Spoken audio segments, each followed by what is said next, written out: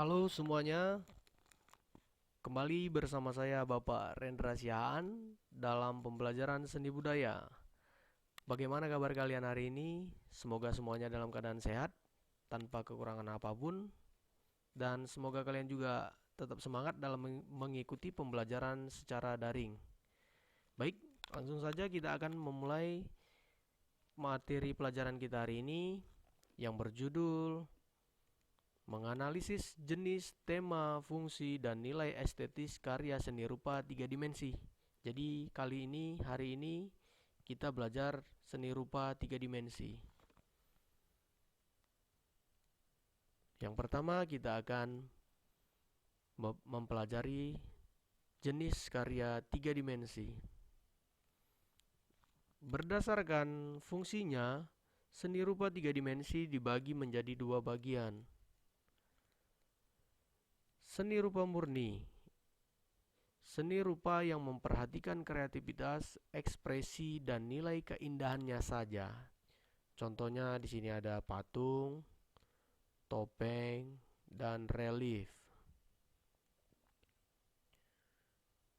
Kemudian seni rupa terapan.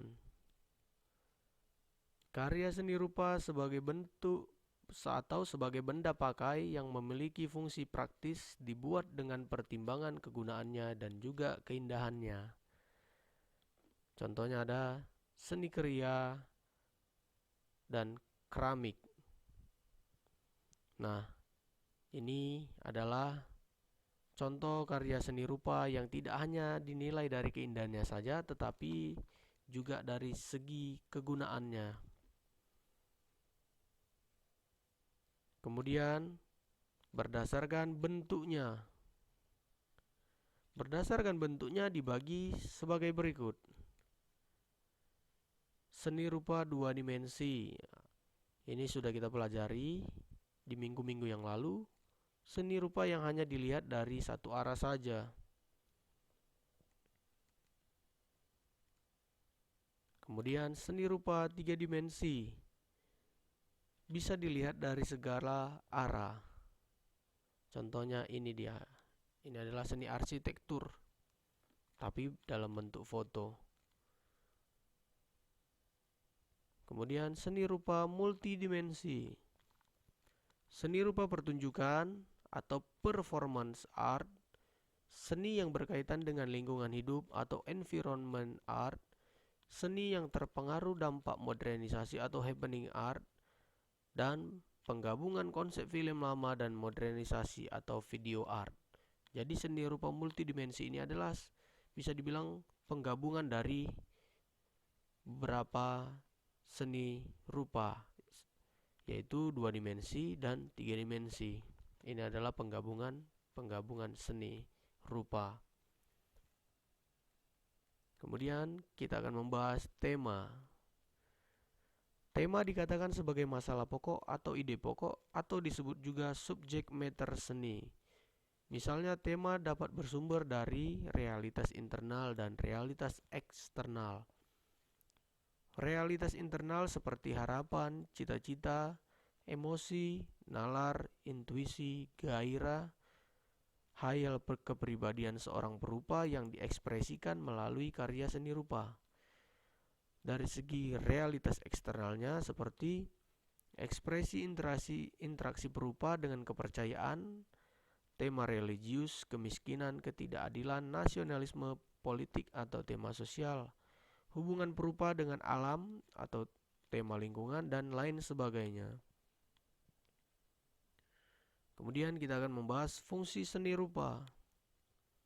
Yang pertama sebagai hiasan.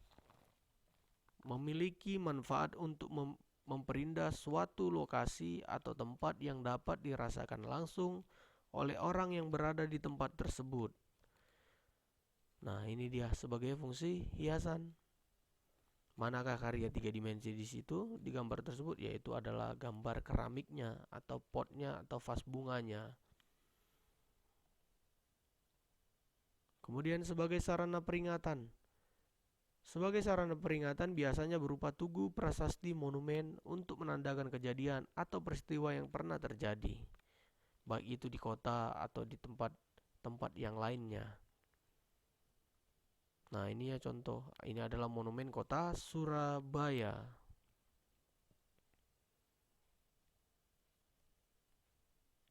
Kemudian sebagai sarana belajar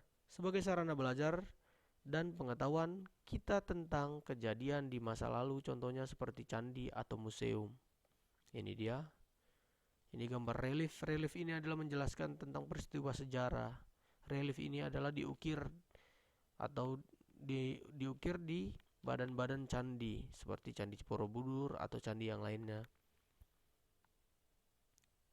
Kemudian sebagai sarana rekreasi dapat kita jumpai dalam bentuk karya 3 dimensi berupa candi. Candi itu selain berfungsi sebagai sarana belajar juga berfungsi sebagai sarana rekreasi. Contohnya ini candi ini. Karena kebanyakan candi juga sebagai tempat rekreasi belajar yang baik untuk kita kunjungi. Kemudian nilai estetisnya. Nilai estetis secara teoritis dibedakan menjadi dua, yaitu nilai objektif khusus mengkaji gejala visual karya seni. Aktivitas ini mendasarkan kriteria ekselensi seni pada kualitas integratif tatanan formal karya seni yang mengutamakan relasi antara unsur visual yang terjalin padu dalam sebuah karya seni atau pendekatan formalis. Kemudian nilai subjektif menelusuri nilai estetis dengan menjawab pertanyaan, apakah lukisan ini memukau dan hadir dalam kehidupan pribadi saya? Efek apakah yang diberikannya pada saya? Jika demikian, sejauh mana? Pengalaman mengamati dan menikmati karya seni demikian biasanya melukiskan pengembangan atau pengembaraan imaji, emosi, suasana kejiwaan yang hidup dalam diri pengamat atau pendekatan impresionis. Nilai subjektif itu adalah berbicara terhadap orang yang memandang karya itu. Jadi setiap orang berbeda cara pemahamannya untuk menggambarkan suatu karya yang dilihatnya. Nah, itulah materi kita pada hari ini yang bisa saya sampaikan. Nah, apabila ada pertanyaan, apabila ada yang kurang jelas, segera tanyakan kepada saya karena saya akan pasti menjawabnya. Terima kasih buat hari ini.